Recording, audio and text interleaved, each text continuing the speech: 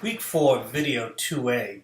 For this second session, we're going to break it into two parts, A and B. In this segment, we're going to talk about these terms dealing with the formation, offer and acceptance, termination rules, promissory estoppel, and capacity. So how does a contract get formed? It starts with an offer. Some agency or a person makes an offer known as the offerer. In that offer, it is given to an offeree who has the option to accept or decline. If there is agreement between the two parties, then there is also a couple of other rules that have to be in place for a valid contract to be enforceable. First, it has to have the parties have to have capacity, and the action has to be legal. Additionally, there has to be some consideration given, meaning for a product or service, something of value has to be given in exchange. So as we look at how this particular contract does come about, we have the offerer who then makes their offer to the offeree. That offer does have a certain intent to perform some function, be it provide services, to provide goods. They're making a commitment. There is specific language in it. There is definiteness. Ambiguity is trying to be avoided in this contract. There may be some termination rules, things that may be done or events that happen which terminate the offer. From the acceptance side, in order to accept a contract could be bilateral, which is two parties making promises, or unilateral, where one party makes a promise and the other party performs. There is something important, though, to discuss, and that's in the mirror image rule. When an offer is made, the offeree has to accept an offer as it was given. If not, we don't have the basis for a legitimate contract.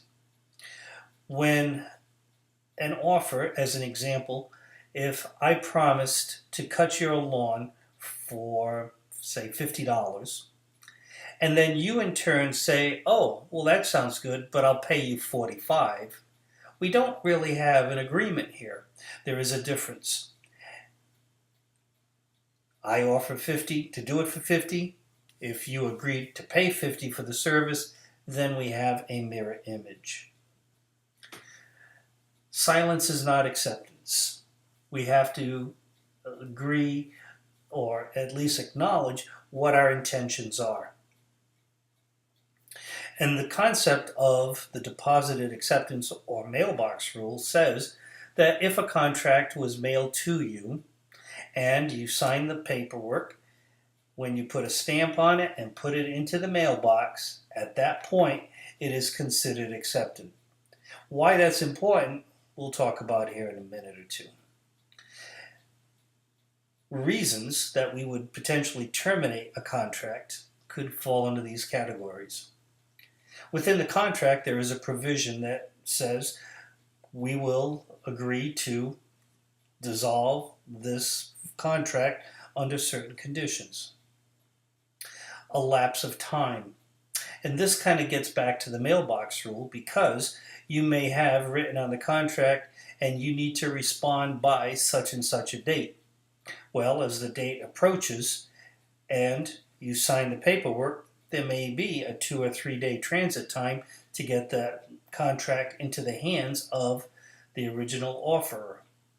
But the fact that it was put into the mailbox by the date necessary does give a certain credence that you made every effort to accomplish it in the appropriate time. You could have a rejection. No, I don't want to have this particular thing, just like we were discussing with the concept of mowing the grass for $50 versus $45. You just say no. The offerer could say that I am now rescinding, or a revocation, I'm taking back my offer before you would have accepted it. Sometimes tornadoes and fires occur, and therefore the destruction of subject matter is experienced, therefore could lead to a termination. People die, or the government changes rules, and the activity that was appropriate previously is no longer. Maybe places you could see that happening. I see a couple. Think about legislation with gambling. Gambling has been appropriate in certain places, but then they come and change the rules, especially in the online world. Or maybe there's some new government ruling that came out from EPA that said the type of treatment that you were using is now considered hazardous, and therefore it is not usable in the future. Well, it is now illegal to use that product, therefore the contract would be terminated. There's also a concept known as promissory estoppel.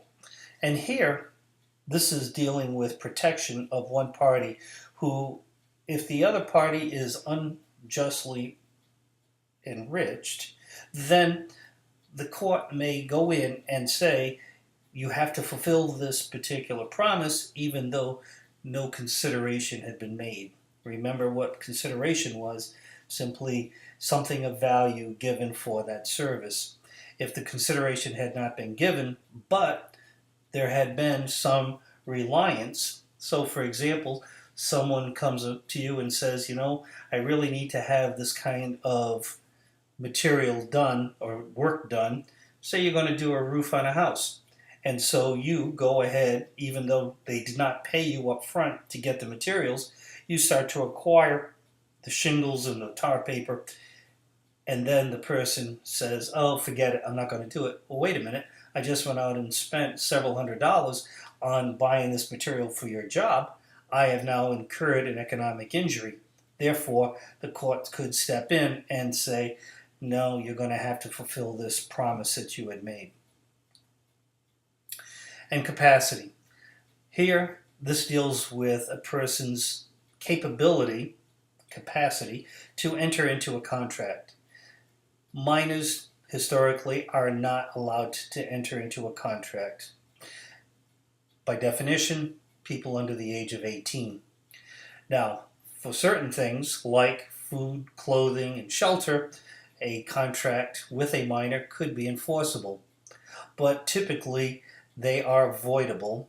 So if a minor comes in and buys certain goods from you and you think you've got a sale, the minor says, oh, no, I don't think so. I want to take this back or forget the deal. You could very well be out some serious money on that. Intoxication. People have a tendency to think that because of their behaviors, they have a free pass if they are in an intoxicated state. They are not. But mentally incompetent people cannot be held responsible for their actions. Within this particular statement, in Vino Veritas, in Wine There Is Truth, it basically reflects the concept earlier spoken, which is just because someone has entered into an agreement after they've been out partying on the town does not give them a free pass.